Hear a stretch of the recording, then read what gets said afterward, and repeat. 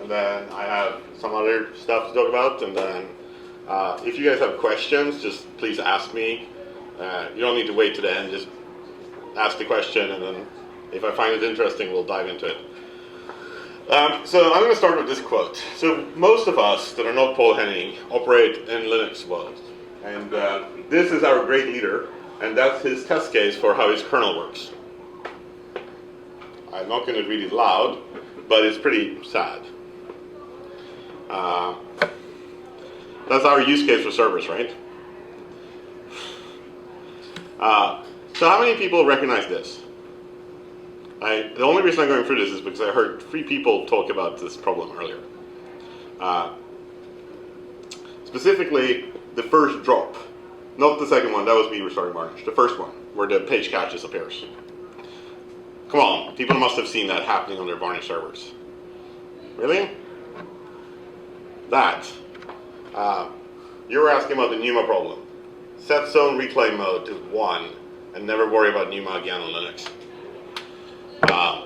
Background on this is, it used to be that the distance between CPUs were a magic number, and when it was below that magic number, it would prefer to fetch across the NUMA bus, and when it went above that magic NUMA number, it preferred to swap out instead of reading from the other NUMA memory controller. That magic number made sense in like 98 when SGI had massive NUMA systems with very slow interconnects. Unfortunately, Intel bumped that little number above with Nihilin, and suddenly, or Westmere, and then suddenly Linux started preferring swapping out and paging out rather than reading from the other memory controller.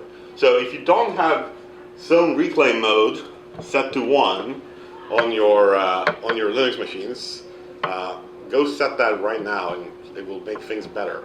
You don't need to worry about NUMA Intel. This is true for Memcache servers and true for MySQL servers too. So, quick introduction. I'm Arthur Berggren. I'm CEO, founder of Fastly. I've been using Varnish since 2007, where I was CTO at Wikia. And I built my own CDN at Wikia, thanks to Varnish, multi-core CPUs, and SSDs. So we used to run Squid. We had a ton of Squids. I hate Squid. For some reason, I think Tolev convinced me, I don't know why, how, I even knew you, but I think it was you that convinced me to try Varnish. Did I? I think so. I'm not sure how I would do that, because I don't think I knew you before. I don't think so either, but that's my memory anyway. Maybe you just showed up on ILC. If anybody is in doubt that the Nordic countries is a wet place, I think I rest my case. So I installed Varnish, it keeps crashing all the time. So I ran Varnish for the first month on the GDB behind load balancers, and every time it crashed, I would submit a bug report to Paul Henning, and who would wake up the next morning and fix it. It was a very quick iteration. And we went from having like 10 Squid servers to 2 Varnish servers that were completely idle. And at the same time, Wikia, very similar to Wikipedia, a ton of content, doesn't change very often. When someone dies or something happens, it needs to change very quickly. 7-minute purge time doesn't really work, but to be honest, it's just mostly static content. Also, PHP with a templating language written in PHP, which is very slow and takes about, a long time to fucking render pages. It's not just when someone dies, also when someone's elected president. That is true. Or when someone quits a TV show, in our case. Or the last Lost episode, where there was that page had no edits, and then it had 500 edits in 30 minutes, and then I don't think it's probably seen on edits since then. So we relied heavily on caching, and I decided to build my own CDN. This is our current build, so when I talk about what we can do with hardware, this is our current hardware build. We have 16 3.4 GHz cores, we have 16 500 gig SSDs, we use LSI 2965 i8s in the dumbest mode you can. We actually reflash them with the dumbest version of the firmware, so it doesn't try to do anything intelligent. Because this is also important to remember. If you're a cache, you can lose data. It's like a fantastic thing for caches, right? So there's no point in raiding, there's no point in any of that shit. It's like, oh, this dies, you lost data. Fetch it from origin. And then we have 4-port Intel 10 gig cards. And we also, our latest build, I forgot to put it there, is 388 gigs of RAM. RAM is really cheap if you're not on EC2. So I decided to build my own CDN, and I did this. I literally flew with 2 servers to London, and I plugged them in 2008, and that was the beginning of the CDN. This is what happens when you go through enough security with your machine. So you have to be present when TSA searches the box. And once they actually asked me to open the server. I was like, really? You're going to see what's inside? But then they swapped it down. It was cute. So what really enabled us to do this back then was Varnish and then SSDs. And in 2007, SSDs, Intel just came out with X25Ms. Everyone was scared of them. And I was like, hey, I have a great use case. I like cache. I don't care if I lose the data. I'm going to put SSDs in there. And then finally, 10 gig cards. Multi-core and 10 gig that lets you actually push a decent amount of data out of one machine, where decent is probably somewhere about 25 gigabits per second. And all in a small power footprint. So, flew to London, built our own CDN, requires instant purging. So Wikimedia has somewhat similar with their Amsterdam node. Though for some reason they decided to keep their 300 squids for far too long. And then in 2011, I left Wikia, and I took the CDN with me, and Wikia became a customer. And now went public in 2012 with signups, and now we're a year and a half later. So we run Varnish. We are based on 2.15. We've backported some changes from 3. We have some of our own changes. We're going to be moving to 4. So we had a great meeting yesterday about merging some of our changes back in and allowing dmods to do some of the stuff. But at its core, it's Varnish. Like, you can upload VCL, you can do everything you can do from VCL except inline C code, because, well, no much reason either for that, and we don't allow pipe because you can tie up threads plugged to VCL. And so, a couple of things that we've done is around that, and the core of this is instant purging. So we've written a platform that's basically a peer-to-peer mesh purging system that, under ideal circumstances, purges in 120 milliseconds across the entire network. And then on top of that, we've then layered our own configuration management system. So there's actually a great Akamai paper on how to use Akamai to configure Akamai, and deploy software using Akamai to Akamai. So we do something similar. Like, we actually have a private Debian mirror on the CDN that we can only access, so it's fast in every machine. It's kind of awesome. But we actually use Varnish to distribute out VCLs and distribute out configs, because Varnish turns out to be the best and most amazing HTTP router we have. So why reinvent it? So, like, the daemons will all talk to the local Varnish, and then Varnish will be responsible for finding where this content is, from which of our data centers we should pull it, and then when we need to refresh something, we just send a purge and everything just updates. So we actually manage all of that infrastructure on, like, how the servers talk to each other using Varnish. So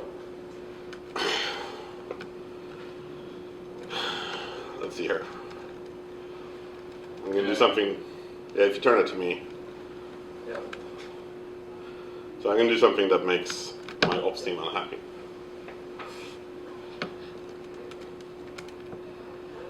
So first of all, I don't know what time it is right now, so this is one server.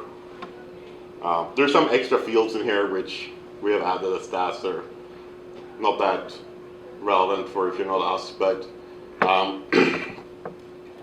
the machine is doing 7,000 requests per second and is at, where is it?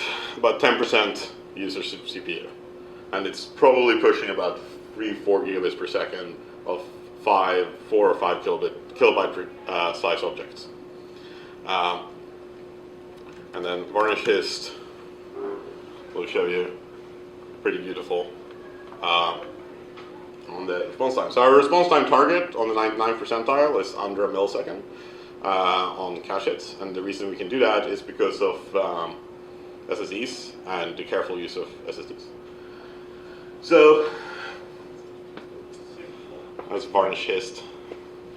It's because it's not patched to go over 65,000. Right.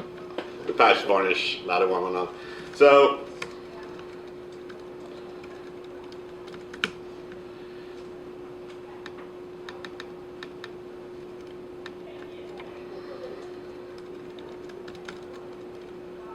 there we go.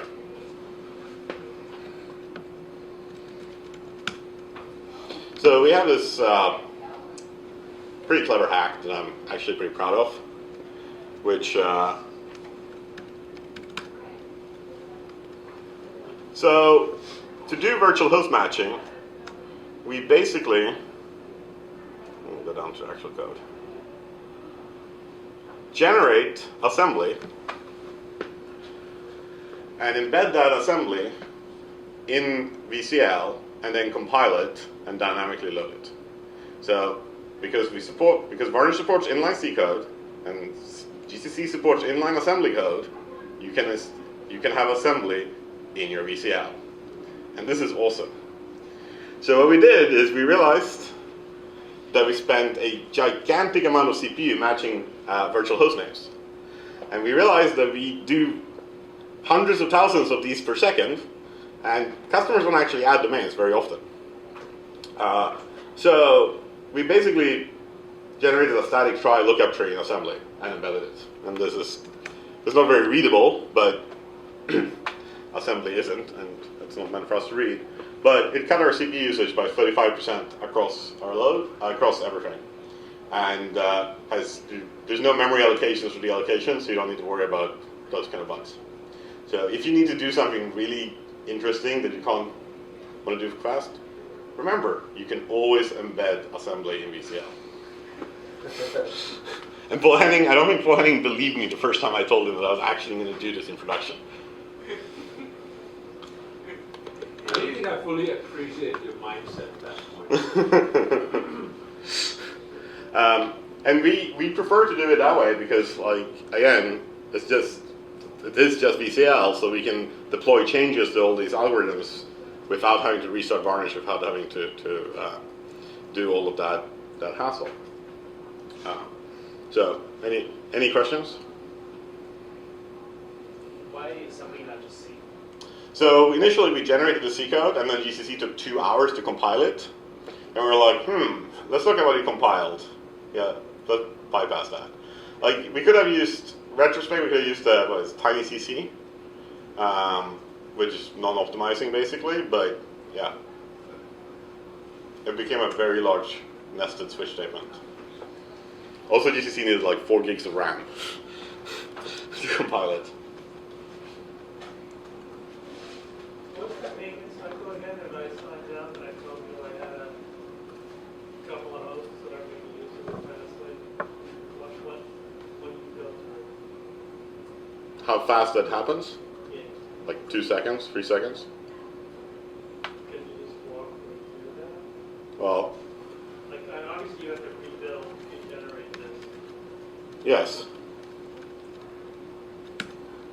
And I can do it.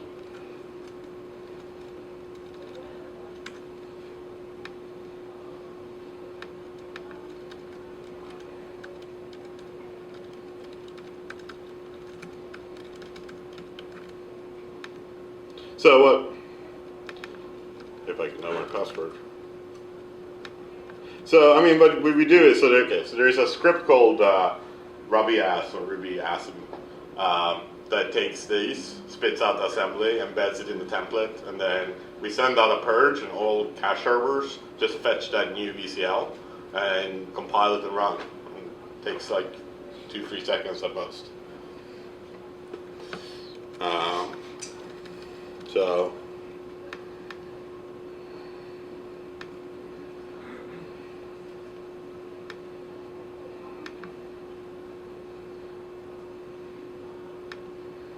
maybe a little bit longer. It's going to take longer now that I said it was 2 seconds. All right.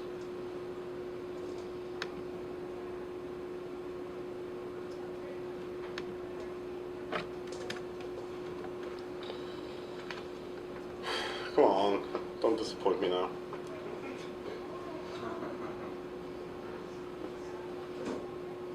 Hey, 30 seconds.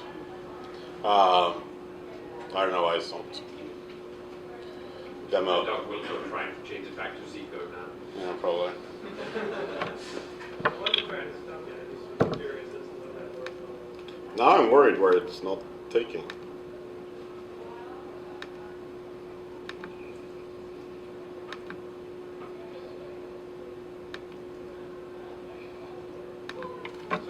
There. Okay, so it's a little bit delayed.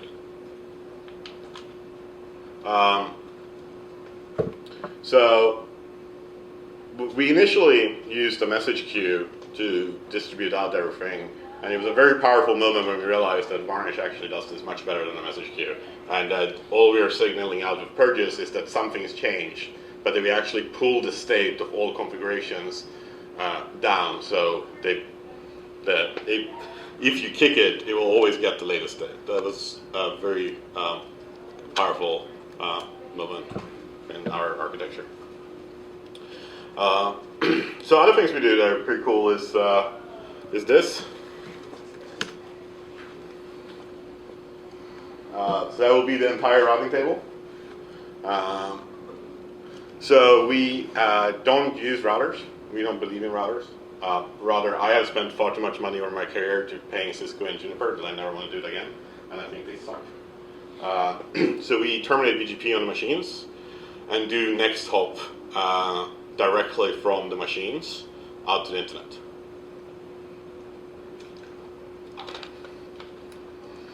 And so there's an Arista or a Cumulus that we terminate the BGP on, but we don't actually put it in the FIB because the FIBs are too small. And we route reflect down to each machine, and then each machine has the full routing table, which lets you do cool things. Like we could actually tell you in an HTTP header which outbound ISP we picked for this connection.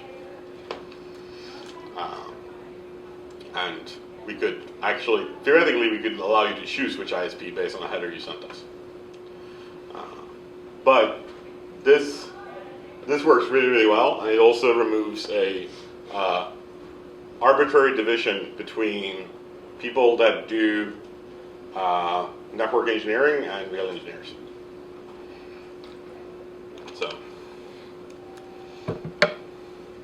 I really urge you to get rid of your Cisco's and Junipers. And then for load balancing, what we do is actually, I think I can do this.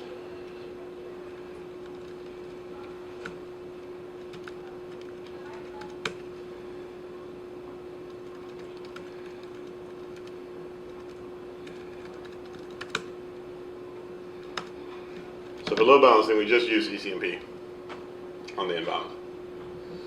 And the reason why, when you look here, you see that we use a lot of overlapping, and that is so that when a machine goes down, like so if you have 6 machines, you use 5 IPs per machine, and if a machine goes down, you spread those 5 IPs over the 5 remaining machines, and you don't get an imbalance, and you don't get an ECMP hash reset that resets all your connections. The nice thing about this is that it's completely stateless, unlike most load balancers out there who are stateful and will therefore die in a DDoS in about 20 milliseconds. So uncongested in, no state on the inbound, and uncongested 10 gig out. And that's because that's how much we can push per machine. Like on larger objects, it's pretty easy to saturate free 10 gig ports. It's not actually that hard. So, any questions? Come on, some questions. What was that? What are you using for this again? What was that called? The switch Yeah. is an Arista. The what? Arista? Arista. So Arista is pretty awesome.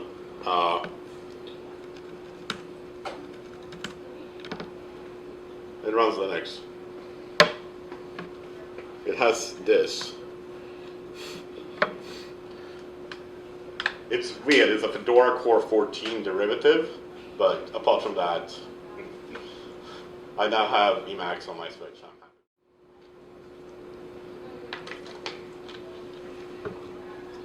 So,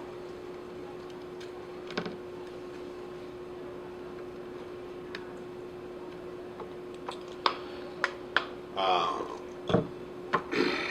let's see.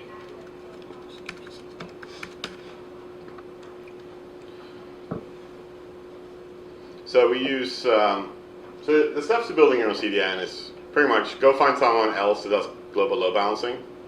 I would recommend the two gentlemen sitting there because they do ours and they do a okay job of it.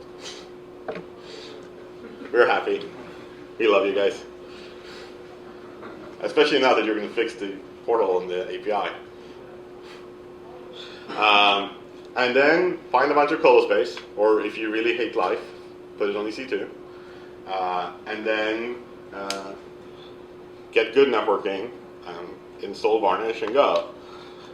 And then the other part is spend the rest of your life reading weird IRC channels, mailing lists to keep up with what happens on the internet, because shit breaks all the time.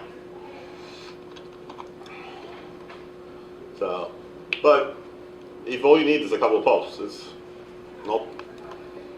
For me, it's not that hard since I've not done it twice. But I actually don't really think that to do a low traffic CDN for a few pops is not actually that hard. I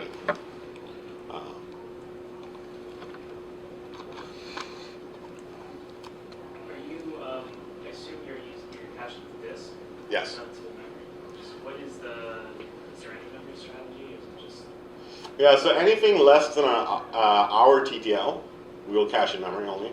We don't write to disk. And then we segment to disk based on TTL. Because, like, so we'll write like a whole chunk of objects that have the same TTL within its own next to each other, so we can just, up to 24 hours, well, you can wipe all of them in one go. Is that logic built with March, or is that custom? That is custom. It's custom. Is that part of what you were saying would be upstream? Unclear. Well, doesn't 4 have storage pools, or is that skipped? Is that dropped? That's already free. It's been free, so yeah, so you can do it. Yeah, there are some bugs in it, but in general, you can. You can choose storage based on TTL. Yeah. Yeah. Well, based on anything. Yeah. It's easy. Yeah, you can do like if TTL. Yeah, of course you Yeah, can. if TTL or if some header from the back end. Yeah, so you can do it in FreeZero. Are you doing any sort of cross data center caching, or is each data center its own? Yeah, so this is actually kind of cool. I think that's hard to show, but yeah. So we inside each data center we cache. We share the cache between, and the way to do this easiest is to. You can do this instead. We have some tweaks, but basically, if you have a director, right? So you have server A, server B, and you have the directors. You have the back end, and then server B, and then here you do server A and back end, right? And now you have internal hashing between the two. And so, you can have 8 of these, and then just rotate in what goes where. That's within the data center? That's essentially within the data center. Yeah. And then we have a small pipe we keep track of. If it comes from its peer, it doesn't get written to disk. And then we do cross data center as well. And that's just but that's easier, right? Like that's an origin. There's some tricks there. So people are really bad at writing idempotent VCL. So we basically set the header that says the VCL receive has already been executed, assume that all these headers are real, and then just bypass the lookup directly. So what we will do is it'll rewrite the host name, and now you'll get a different hash key. So we say what we think the hash key would be, and then pass it on. Which kind of solves the idempotent VCL problem. But another problem with this is when an error happens, which server do you want the error out of? Where should the restart happen? Should the restart happen on A or B? I was talking to Pax, where should the ESI be happening? Yeah. So, yeah. And for us, customers can turn it off. If you set the header fastly shield to 0, if you set the fastly no shield, we will disable it. But that's what we're doing. And the interleave design works actually pretty well. As Paul Henning pointed out, that is, you can just do it that way. And the checking for idempotent, or for checking that you've already gone through VCL receive once and not doing it again, which you can do in pure VCL, is another pretty powerful way of avoiding a set of problems that you don't. Otherwise, you have to write all regular expressions and everything that they can run multiple times, right? And if you're just using one varnish, you can just check for restart equals 1. The other thing that we do quite extensively is we don't want to generate a different VCL for each server. We want the VCL to be the same, so we have a script that will log in, do VCL show, SHA-256 it, and alert us if they diverge, right? But of course, you need to choose a different backend there. So what we do is we have ACLs with the IPs of the servers. And then you just do like, if server IP, ACL matches server A, assign the director for that. Otherwise, assign the director for that. And that way you can keep one VCL instead of having to templatize different versions of it. There's a little bit of runtime overhead, but it's minimal. Compared to the regular expressions that people run over very large cookies, it is definitely irrelevant. And that's another thing that helps keeping our config system sane, is that the same text VCL is loaded everywhere and not a different version. So it's kind of impossible to keep track of drift. And then do you support like custom client logic in this? Like, let's say client wants to do something special. Can you do it in VCL? Yeah, I mean, do you support that? Yeah, you can just upload VCL. Okay, so you have an upload VCL option? Yeah. So you can either use our config management system that generates VCL, and then we'll actually show you what it ends up being generated to, or you can mix and match, or you can do your own. Does that just get compiled into? Do you have just one massive VCL? No, we have one per customer. Okay. So.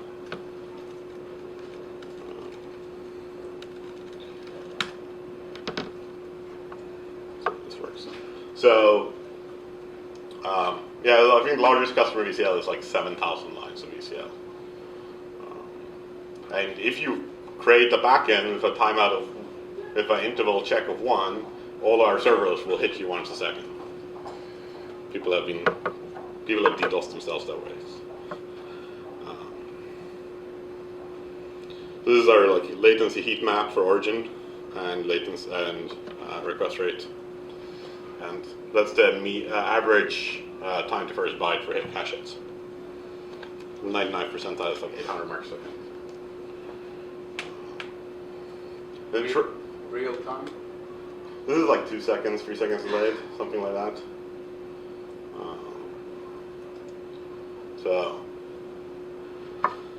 And then if you're using SSDs and actually write to disk, a good tip is to secure erase them every couple of months so they reset to good performance.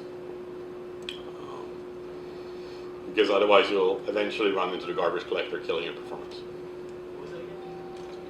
So if you secure arrays on SSD, it basically forgets what has been written, so it doesn't need to garbage collect erase blocks. So it goes back to baseline performance, basically.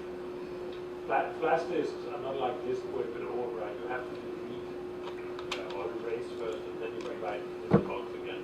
And then means actually files is built into a flash disk, where each file is what you think is a disk segment. And it's called a flash adaptation layer, and it's a really nasty thing to focus on. That's why you have now a third I/O operation. It used to be we had read and write. Now we also have delete. Oh, So forget. So that you can tell the flash disk that I'm not going to read this content in the sector again. So you can pre-erase it so it's ready whenever you need to write it. And that's why segmenting by date, by TTL helps, because then after a day, this entire 5 gig chunk, bye-bye. So you don't interleave that.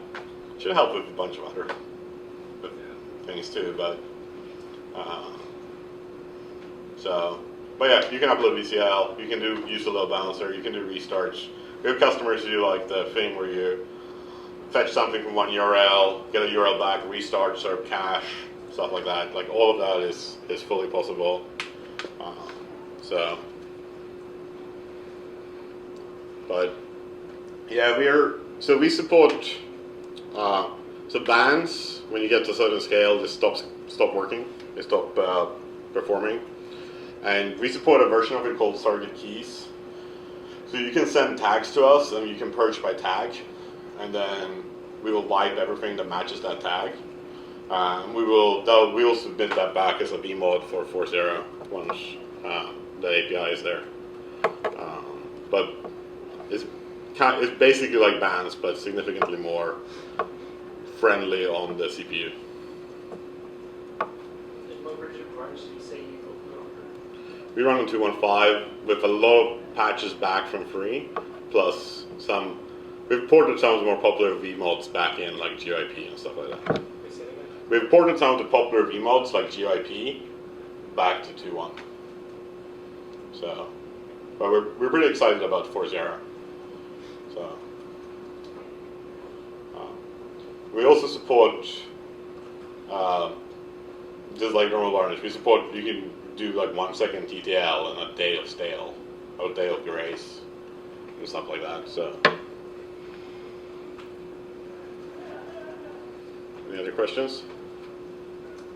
How much CPU do you use on monitoring tools like this relative to actually serving content on the Varnish? I mean, you must have a shitload of statistics you collected and do things with. Yeah.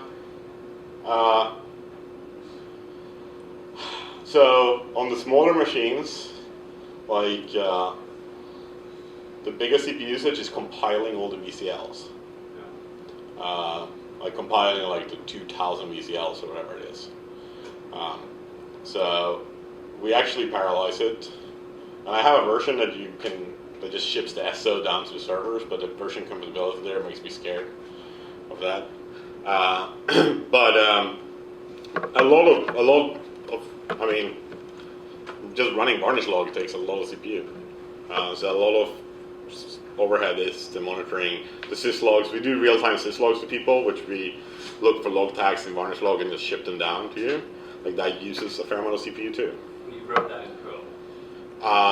Yeah, but it's 20 lines of Perl, and most of it is spent inside Varnish log with dash. It just uses the C module, the libvarnish API. Yeah. So. And the actual sending of the systems is in C as well. Well, access. It's more the memory bloat. And the other thing that I hope everyone is doing, but is put your the shared memory log on a temp file system. If you're not, then you're going to incur a lot of writes. The other thing we have done is like we commented out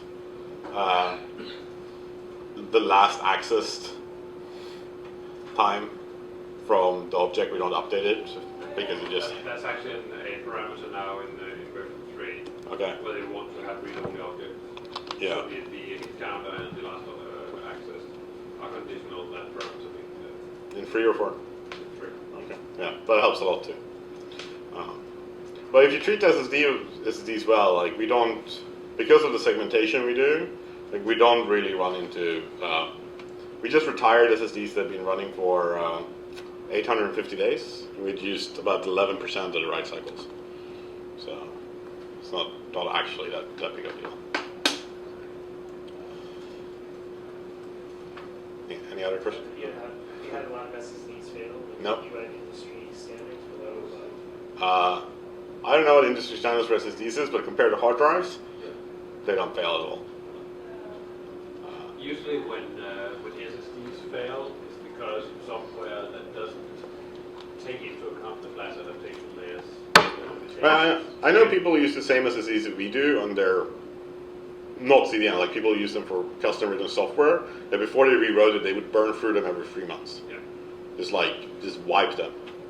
It's your write strategy, your file system or database or whatever you use will really matters for SSD lifetime. Actually, there's a good article on the ACMQ website about this issue, I think 2 weeks ago. I can highly recommend that as an introduction to the topic.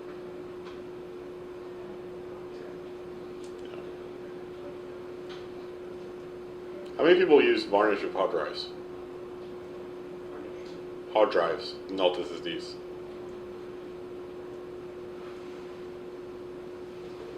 You should go switch. It'll make your life much, much happier. If there are no more questions, then thank you very much. Oh, yeah? Quick question for your first slide with the CPU and UNA for Linux. Yeah. Does that apply to FreeBSD? Oh. He has a chance in hell of knowing. I stopped using FreeBSD after version 5, so I really enjoyed that graph you had this morning. Yeah. I don't have any up-to-date numbers for FreeBSD. I've had a lot of conversations with the virtual memory people of FreeBSD because there's a couple of things that didn't work as it should. And my impression right now is that it works at least as well as Linux if you know how to tune your FreeBSD. That's a very long ball. Yeah, I mean, but that's basically the point. Varnish is written in a way that very few applications actually are these days. And we're only now getting to have a footprint large enough that the kernel guys will actually pay attention to this, that people will actually pump the kernel guys and say, why don't you kernel Varnish? We got a bunch of fixes. We've been Alan Kassendorf works for us. Has been working with Mel Gorman, and so Free9 contains a fair amount of patches on the VM subsystem, and they were like, you have 250 gigs of page cache. Like, what? It's like this. They simply don't comprehend the number. Right, like, so by old Linux used to walk the page cache like 3 times. And it's like, that doesn't work when it's 250 gigs. So, I'll finish with one fun kernel anecdote, which is we've been having trouble with kernel panics. And we were hunting them for months, and we were running this matrix of different patches of kernels in different data centers. And we couldn't nail down what was going on, except for the fact that whatever kernel we put in Chicago never crashed.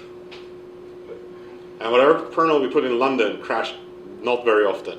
Whatever we put in Amsterdam and San Jose, it crashed a lot. And eventually, one of the kernel guys found it. It was a ref count leak in the retransmission timer. And Chicago has the smallest geographic catchment area. So the retransmits don't happen very often compared to San Jose, and Amsterdam, which serves much, much larger geographic areas.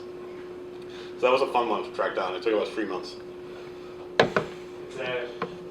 Virtual memory is not used pretty much anywhere else than Varnish now, I argue. And for instance, we have an Alan Cox in FreeBSD too. It's a little known fact that to have a successful open source operating system, you have to have an Alan Cox on the team. The one we had is a professor at Rice University, he does our here.